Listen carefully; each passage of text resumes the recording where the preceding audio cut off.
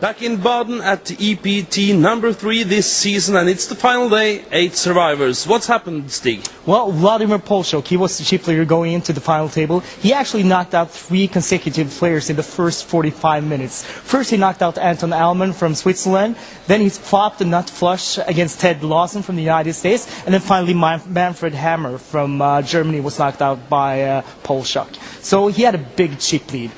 Thomas Fuller from the United States, he knocked out Thierry van den Berg from Holland.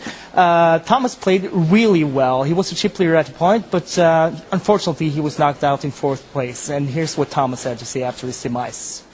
Thomas Fuller, I'm sad to say you've just been eliminated in 4th place. You were chip leader for quite a while, but then you got involved in a hand with Julian too. Tell us what happened. Well, I just had taken the chip lead shortly after dinner. I won a few pots after dinner, and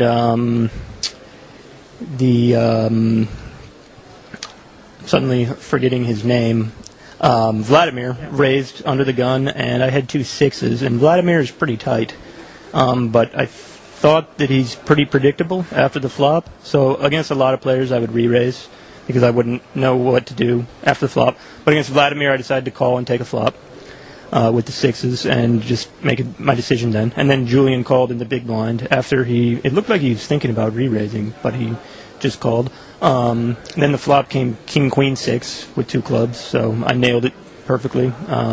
Pretty much the nuts. We know Julian doesn't have queens or kings, so the only hand that could beat me is kings or queens if Vladimir had it.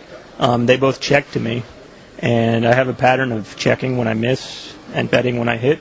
So I considered checking it, but they're straight draws, flush draws, so I just decided to bet it.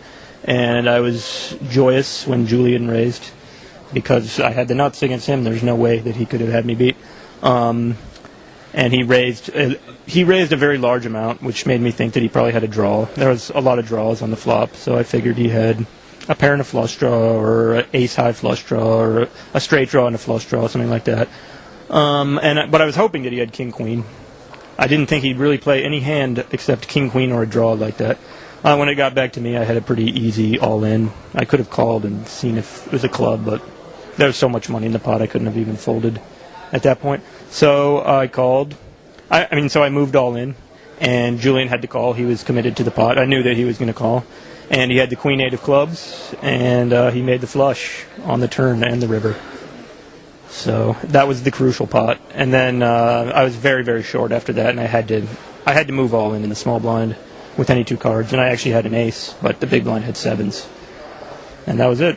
That was it, 4th place here in Baden. But we talked last night, Thomas, and you told me that you actually had to finish 4th or better to break even in tournament buy-ins. Now you've done that, at least. Yeah, well, my last 18 tournaments before this, with a buy-in of over $5,000, I failed to cash.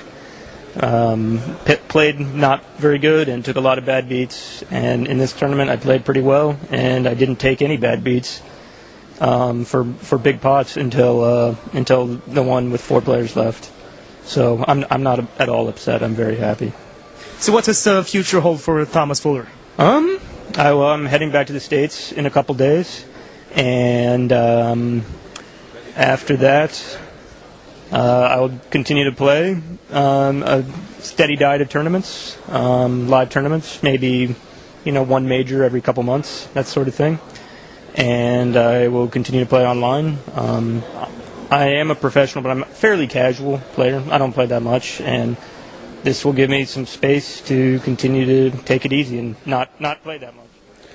Thomas brought home 160,000 euros for his 4th place finish. Former Soviet Army officer Vladimir Polshok finished 3rd, 225 euros. That should put him in vodka and caviar for a while. Yeah, and then they were down to heads up. Julian Thew, he started the heads up with 1,736,000. Dennis Kahlo, he started with just over 1 million. The heads up didn't really last that long, just an hour, and we had a winner. First of all, Julian Thew, congratulations on winning here in Baden. But I mean, you've cashed in a lot of tournaments. I believe you have like 6 cashes in the EPT alone. Yeah. How does it feel to finally win one? I can't believe it. It hasn't sunk in. You think it can happen, but it's so tough. The fields are so big now, and the standard of play is so good. It's a minefield, you know. So you kind of think it can happen, but on the other hand, you think it'll never happen. So yeah, it's to win is just amazing. Tell us about your day, Julian. I had a really good day. I came in sort of nearly chip leader, and I played fairly solid. Gambled in the right spots. I got lucky against, I think it's Thomas, the American lad. I'd top pair, I'd have flush drawn a pair, and he had a set of sixes. So whoever wins that pot wins the competition, basically. And I was lucky. I won the pot. If I don't win that pot, he wins. But you gotta have luck to win a tournament like this, Julian. I had luck 2 or 3 times. Yeah. So 670,000 euros. Yeah. That's a lot of money. Yeah, I know. Even in pounds, it's a lot of money. Okay, once again, Julian, congratulations. Thank you very much. Thank you. So, that's it here from beautiful Baden, but we'll be back in Dublin later this month. Yeah, so until then, I'm Lars Peter Landmark. And I'm Stig Moon. We'll see you.